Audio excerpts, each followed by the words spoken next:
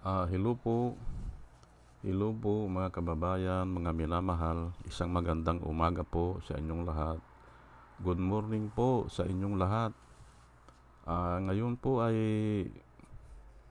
15, 15 na ng Agosto, August 15, 2024 at ang oras po dito sa Los Angeles, California ay 6:40 ng umaga.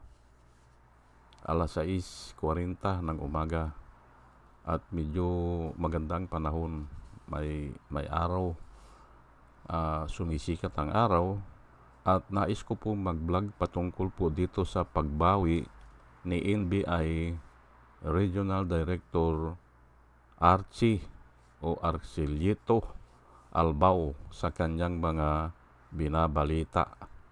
Opo. Nung isang araw, sinabi niya sa radio station, at yung radio station naman, malaking radio station naman yon, na nahuli na yung 4 na mga kasabwat ni Kibuloy. Ay bigla naman na magsalita na naman siya ngayon na hindi raw totoo yun o fake news daw yun. Ayan po ang tatalakayin natin ngayon. At hayaan nyo po na Biblia ang gagamitin ko kung ano ang masasabi ko patungkol po dyan sa ganyang pagbawi ng mga deklarasyon o ng mga narration o ang mga sinasabi o binabalita. Ayan po ang tatalakayin ko ngayon. Pero bago ang lahat ay nais ko munang pasalamatan mga kababayan, mga minamahal, yung mga sumusubaybay po sa atin. Ito po sila, batch number 1 po ito, salamat po sa inyong lahat, ito po sila, si Rosana Narumi ng Japan, Al Ulalia ng Bacolor, Pampanga, Libra Girl, Alex Sarmiento, Dolor Garcia ng Milano, Italy, Nana Antibi ng Bahrain, Will Utaib ng Laguna, Nelson Balyaran, Julia Magbanua ng Singapore, Andre Deliver, Arnold Pernan ng Cebu, Larry Narvaez, Josalan, Elenita Skrapler ng Germany. Salamat po sa inyong lahat. Ben Puno, Leti Peralta ng Mamburao Occidental, Mindoro, Maribel Baligat Colio, Querticu, Juna M, Rinaldo Abintino, Mel Herrera ng Ibaston, Illinois, Ernesto Aburque, Placer Eduarte, Yasmin San Juan, Roman De Paz, Mary Grace Santos, Pacmando, Jong Cabrera, Lowell Sigaco, Ike Maglasang, Linda Trasmonte, Linda Walton, Sasha Andigwid, Lini Bungat, Agripino C, Eduardo Gonzales ng Singapore, Bumble D, Juana Duco, Ernesto Honrado, Josephine Lucas, Bert Abogado, Demetrio Pascual, Soledad de Maculangan, Brenda Martin, CJ Torrio, Melchor Tolentino, Brother Pacamara, Manuel Lim, Danilo Magno, Lawrence Alendayo, Edelberto Infante, Boss Reyes, Paul Vincent Lim, Sonny Gaya, Rupino Baldos, Betty Velasco, William Elay, John D. Cinco, Victorino Repran, Norman Nabatar, Bonifacio Avila, Danilo Magno, Carl Aman, Salvi Ibanez, Domos Ticton, Tibtib Mercado, Bernadette Francisco, User P.O., Cyril Andres, Selmihiner Nogardi, Ruben Delpin, Mama Gina, Lanzo Mintak, Leonardo Asibis at saka si Jose Tosi. Salamat po sa inyong lahat.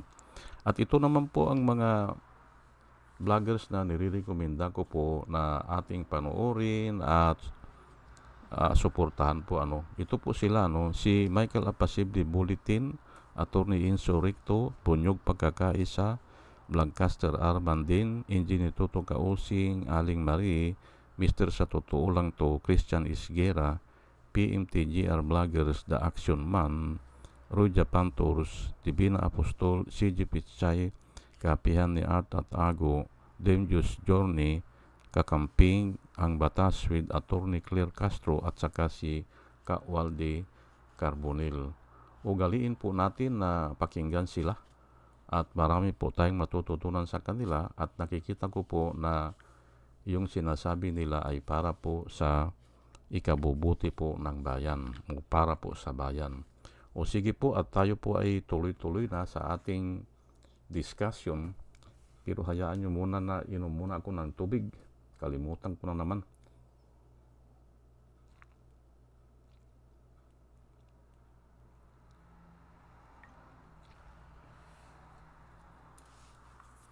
Ang topic po natin ngayon ay ito nga po itong pagbawi ni NBI Regional Director Archie Albao sa kanyang mga binabalita.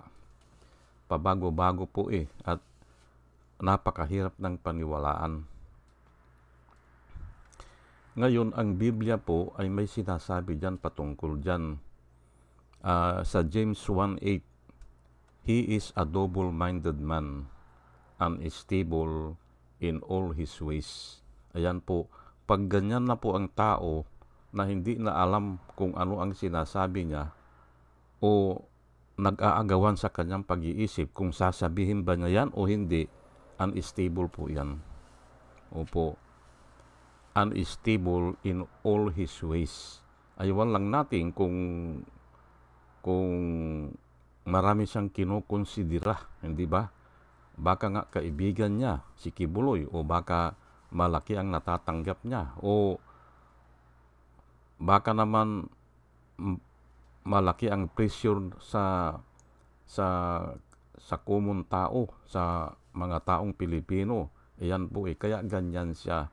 O, sinabi niya na nahuli na nung isang araw, after a while, o one day ata, sinabi niya na fake news yun o hindi totoo yun.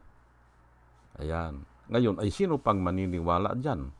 O, mahirap ng paniwalaan po pag ang tao ay nagsinungaling na.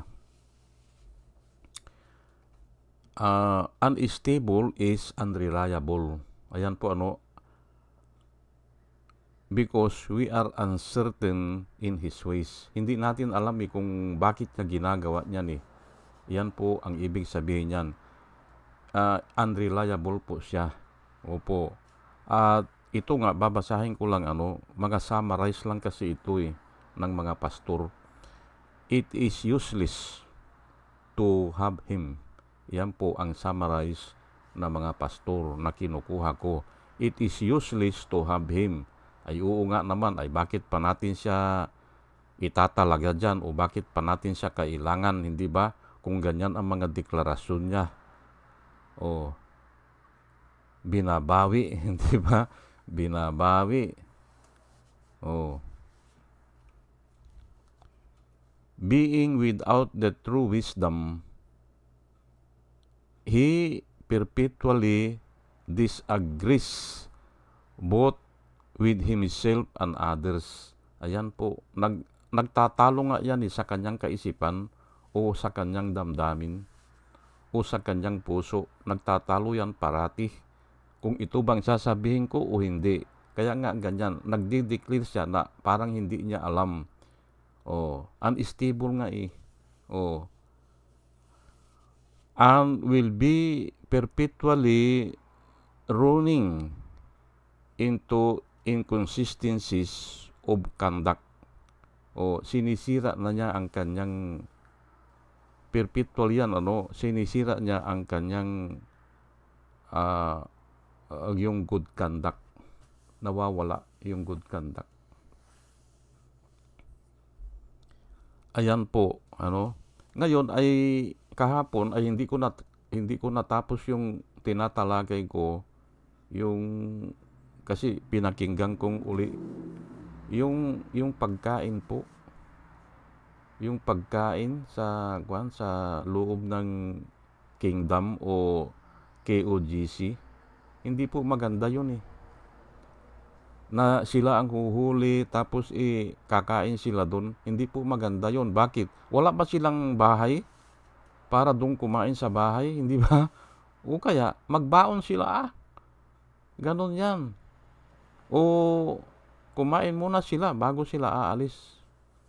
Ganon yan. Kasi malaki po ang nagagawa ng pagkain at tinalakay ko na po yan kahapon. Kaya lang ay hindi ko natapos Ang sinasabi ko po doon sa Saudi Arabia, nung ako ay nagtrabaho, sa Middle East po ito, na ayan, magkakalapit yan yung Middle Eastern kasi yan yung Israel, Syria, Saudi Arabia, ayan ay hindi ka pwedeng kakain sa kapitbahay mo na hindi ka imbitado. Ayan po. Opo. Kaya nga sabi ni David, you prepare a table for me in the presence of my enemies. Sabi niya. Ang ibig sabihin niyan ay pagkasama mo, halimbawa ang isang congressman na kumakain sa bahay mo, protektado ka. Yan po ang ibig sabihin niyan para maintindihan po natin O kaya diyan sa QOGC, hindi ba? Kumakain yung mga NBI diyan. Ang ibig sabihin niyan, pinoprotektahan nila si Kibuloy. Yan po yan.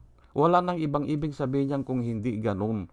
Kaya ang sabi ni David, sa harapan kanya ng aking mga enemies, siguro yung mga kalaban niya, yung mga neighbors niya o kung ano man yan, ay hindi siya magalaw. Kasi nga, God is preparing table for him. Na kung sino ang kakain doon, ay kakampi niya. O ang iba pa, pag nag-interpret, pag kumakain ka daw sa lamisa, ay handa kang mamatay dun sa mga tao na yun nakasama mong kumakain. Ganun po yan. Kaya nga ang sabi ni David, in the presence of my enemy. Hindi nga sila makapasok yung mga enemy niya kasi nga hindi sila imbitado, hindi ba? Ay itong grupo ni Albao. At alam ko na po ang mga style dyan. Alam ko na po. Bilang ako isang born again, dinaanan ko na po yan. Dinaanan ko na yan kasi ang dami ko ng church din na nasamahan. Kung saan ako na destino, doon ako humahanap ng church na masamahan. Kaya alam ko yan. Kung may bagong recruit, o may bisita, o mayroong ganyan na gustong magpakilala o makilala, hindi ba? Sir, malayo ata sir ang pinanggalingan nyo. Baka nagugutom na kayo, ay kumain muna tayo sir. Ganun yan hindi ba? Ay hindi. Sabi nung kung sasagutin na hindi, ay kahit na na lang sir, merinda na lang sir. Ganun lang yan Pipilitin talaga. Kasi nga way of yan yung goodness yan. Pero kung minsan nagiging corruption. Opo. Dahil dyan sa mga corrupt communication. Ayan po, kaya sinasabi ng Biblia ay avoid corrupt communication. Kanina nga tatalakayin ko sana ngayon yung patungkol dun kay Sandro Mulak. Pero sinulatan ko na lang yung mga YouTuber.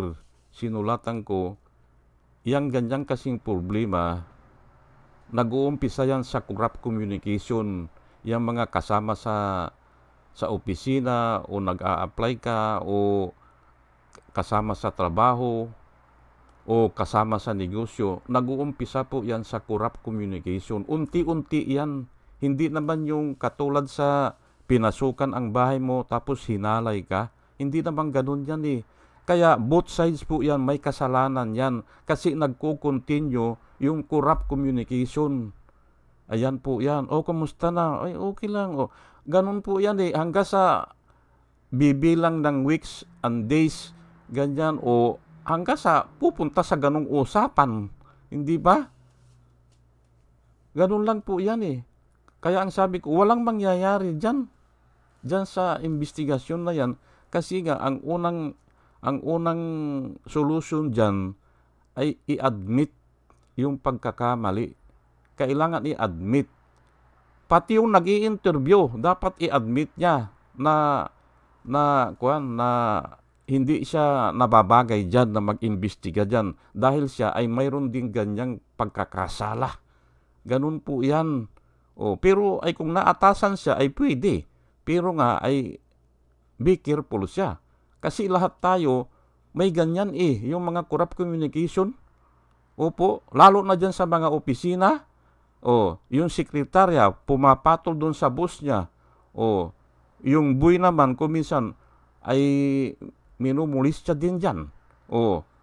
Ay dahil nga sa nag-uumpisa yan sa makikita muna pag nakita magkaka-interes tapos magsasalita. Corrupt communication po yan. Ito na kasama yung paghain ng mga masasarap na pagkain.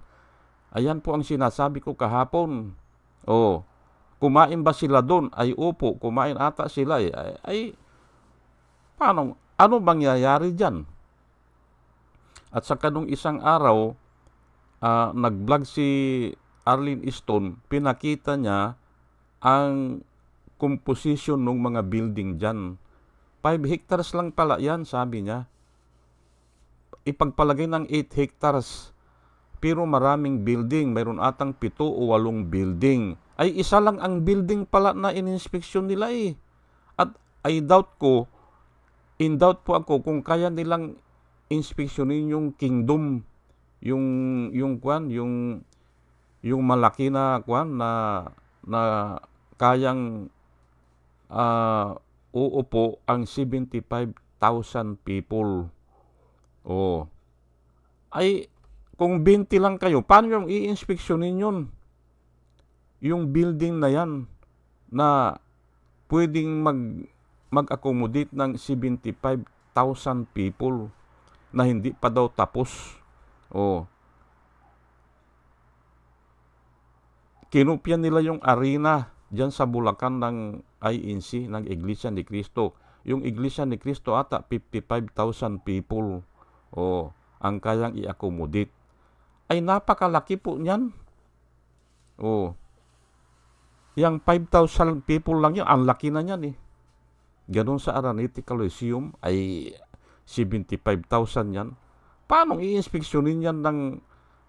Kaya nga hindi nila natapos ay yung ibang building. Tapos magde-declare sila na wala kaming nakita, hindi namin nakita. Ay talagang useless lang yung ganyan. Yung alam nyo na hindi nyo kayang ma-search ang area tapos papasukin nyo.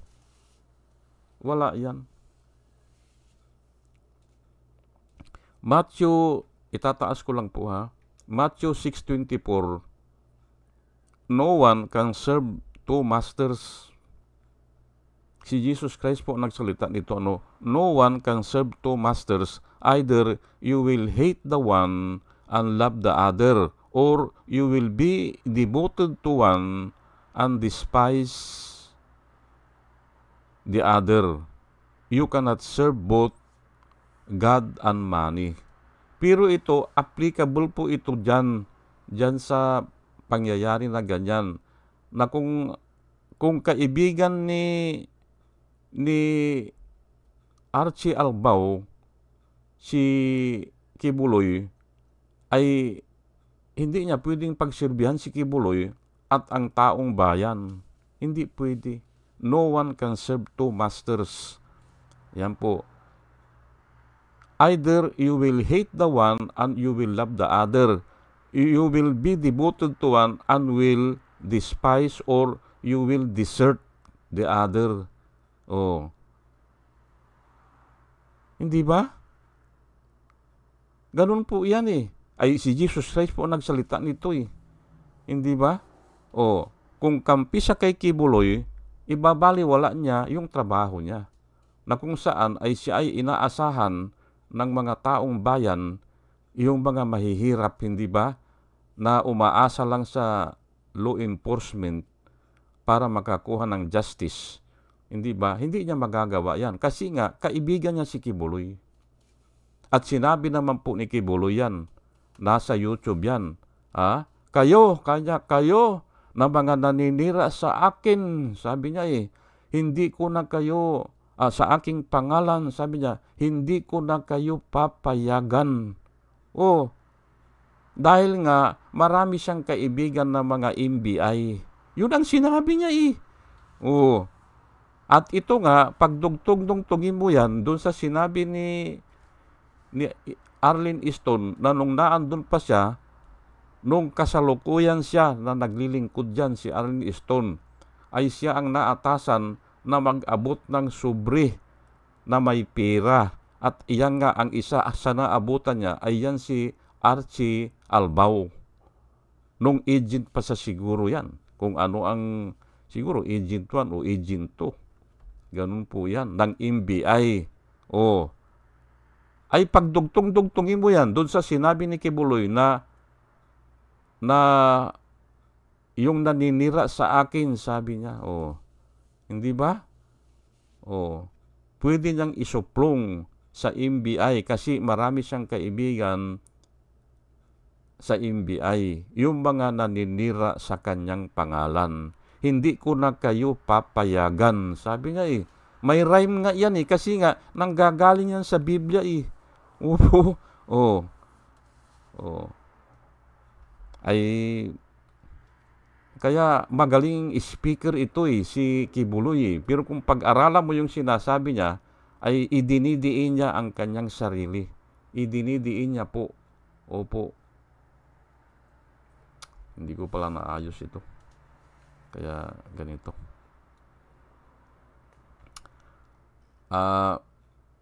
Yun nga no one can serve two masters at the same time. Hindi pwede, Lalo na kung ganyan, magkaiba na po ang tinatahak Iba na ang tinatahak ni Kibuloy, iba na ang tinatahak ng gobyerno. Ang gusto ni Kibuloy ay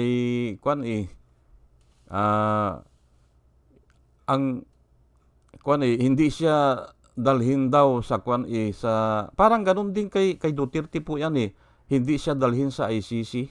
Ito naman si Kibuloy, ang reason niya ngayon, kung susuko daw siya, baka daw dalhin siya sa Amerika. Yan po ang reason niya bakit kung nagkasala ka dun, hindi ba? Kung nagkasala ka sa Amerika, ay pwede kang hilingin ng Amerika. Nadalhin ka dun. Pwede Kasi nga lahat tayo ay citizen of the world.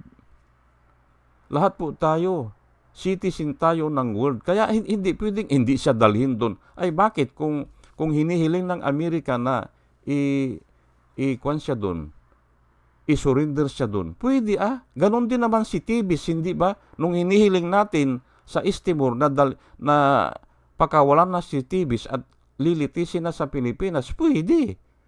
Ganon po kasi nagkasala siya dito sa Pilipinas Ganon po yan. At yung nga kay Duterte, kanina, tinalakay ko na naman yung pinakyo ni Duterte na naman ang ICC. Sinagutan ko ang sabi ko, and because there is no one higher than Duterte, ulitin ko and because there is no one higher than Duterte, the case must be presented to ICC. Yung po ang rason ko bakit? Ay Chief Justice ka, naipatanggal niya kako yan Si Sirino si De Lima, wala namang kaso, naipabilanggo niya. Hindi ba? Because there is no one higher than Duterte. Kaya nga yung mga nasalanta o yung mga kaanak ng mga biktima, ayaw na nilang pumunta sa korte. Kasi nga ang reason, alam din nila there is no one higher than Duterte. At kinuha ko po yan sa Biblia. when God made a covenant with Abraham, and because there is no one higher than God, God made a promise. Oh, or God swear to himself, surely blessings I will bless you, and in multiplying I will multiply you. Nangako siya. Dahil nga walang mataas eh. Ay ngayon dito sa Pilipinas, pwede bang mangako yan si Duterte? Pwede bang mangako yan na ipatutupad niya ang batas o magiging partial o wala siyang kinikilingan o walang kikilingan yung korte? Hindi po mangangako yan. Alam ko mangangako yan, pero hindi niya tutuparin yun. Kaya nga useless na ang kaso ay dadalhin mo sa korte sa Pilipinas. Yun ang sinabi ko doon. Pwedeng mangako yan. Ilang bisis nang nangako yan, hindi ba? 6 months lang tatanggalin nila ang problema sa droga Ginawa ba nila? Hindi. Kinuha pa ng mga advisor niya, presidential advisor, ang mga drug lord. Hindi ba? Si Michael Yang, hindi ba? Ayan po Yun po ang kasagutan ko doon. Ay ito naman si Duterte, ay ito si Kibuloy, ginagaya na rin si Duterte. Dito lang daw siya haharap sa korte. Ay ngayon, nasa korte na Ayaw ngang harapin kasi nga alam niya, guilty siya. Yan po ang sinasabi ng Biblia, the guilty plea when no one pursue him. But innocent is as bold as the lion. Ayan po ang nakasulat sa Biblia na hindi po pwedeng baliwalain yan. Totoo po yan. Ay dito na po tayo sa 1 Timothy 6:9. Bakit ba nagkakaganyan yan? At ito nga, gusto ko ring talakayin yan sa susunod siguro. Bakit si Duterte ay pumapatay ng pumapatay? Nakaready na po yung reading materials ko. Marami siguro nagtatanong. Ay ito naman, ito si Kibuloy. Bakit si Kibuloy ay ganyan? May eloplano na, mayroon ng helicopter, maganda na ang building. Bakit patuloy pang ganyan? Ay ito nga for the love of money. Hindi ba? Is the root of all kinds of evil. Yan po ang katotohanan dyan. 1 Timothy 6:9, those who want to get rich fall into temptation and a trap, and into many foolish and harmful desires that plunge men into ruin and destruction. Ayan po ang nakasulat. Yan po ang reason dyan. For those who want to get rich fall into a temptation and a trap. Natatrap sila kasi Hindi na sila makaalis dyan Hamak mo, sasabihin ni Kibuloy gusto raw kunin yung mga kayamanan niya. Paghati-hatian. Ay bakit iisipin niya yun? Ay lalo na kung matanda ka na at malapit ka nang mamatay. Ay simple kukunin dyan Hindi ba ng mga alipuris mo dyan? Paghahati-hatian nila yan kasi nga kung patay ka na. Baka daw kunin. Ay wala ngang puripon. Kahit na binili mo yan o sa'yo yan, hindi naman mapapasayo yan. Lalo na kung ganyan, wala ka naman palang anak. Hindi ba? Ay simpre, mag-i-interest yung mga alipuris mo dyan. Hindi gobyerno. Ang gobyerno, kukunin lang yan para ibayad doon sa mga complainant. Ganito po dito sa Amerika. Agad kinukuha yung ari-arian mo kung may kaso ka na hindi mo hinaharap. Ipipetisyon ka nung complainant. Ay kunin mo yung ari-arian yan o ipipris natin yan. Bakit takbuhan ako dyan? Ganun tatakbuhan ako dyan. Ay saan ako kukuha ng damyos? Hindi ba? Halimbawa yun si alias Amanda. Saan kukuha ngayon ng ibabayad sa kanya? Kaya ipipris yan. Ganun po yan. For those who want to be rich, fall into a temptation and a trap, and into many foolish and harmful desire. Naandun na po sa puso natin yan. Opo, bata pa tayo, yan na, naandyan na. Ngayon, kung may pagkakataon, ganun kay Kibuloy, oh, kung may pagkakataon, doon na dyan na igugusar o na isasagawa o na ikukonsummate. Ayan po. O, pinapatinda na ng mga utap, hindi ba? O namamalimos na yung mga bata. Niluluko lang niya yan eh. O, at yung mga politiko, palagay ko, ay dyan nila nilalagag ang pira yan. Opo, kaya napakalaking pira talaga yan. At yun ang sinasabi niya na mayroon daw gustong kumuha. Sabi niya, ay talagang mawawala yan dahil kung patay ka na. Oh, hindi ba? At ano naman ang pakialam mo doon, hindi ba? Kung patay ka na, anong alam mo doon? Wala ah. Those who want to be rich fall into a temptation and a trap and in so many harmful and foolish desires that plunge men to ruin and destruction. Ayan po. Madidestroy yan. Kasi nga, nakasulat eh. Nagpayaman ba siya? Ay, ayan na nga eh. May iloprano nga eh. Oh, may helicopter, hindi ba? Oh, ayan na nga. Oh, yan ang kasagutan ko dyan. Ngayon, ay palagay ko itong NBI na ito ay naaabutan talaga yan. Opo. Kaya nga dapat yan ay tanggalin o i-reshuffle sila dyan o hindi panatilihin na 4 years yan, yung mga naka-assign dyan. Hindi dapat. Dapat parating na i-relocate. Opo. O sige po, hanggang dito na lang po at dalangin ko po sa Panginoon sa ating pong pakikinig ay bigyan niya tayo ng wisdom po mga kababayan, mga minamahal, wisdom po na nanggagaling po sa Diyos. Ayan po At muli ay isang magandang umaga po sa inyong lahat. Mga kababayan, mga minamahal, good morning po sa inyo. Magandang umaga po at salamat po sa inyong pakikinig. Salamat po ng marami. Salamat po.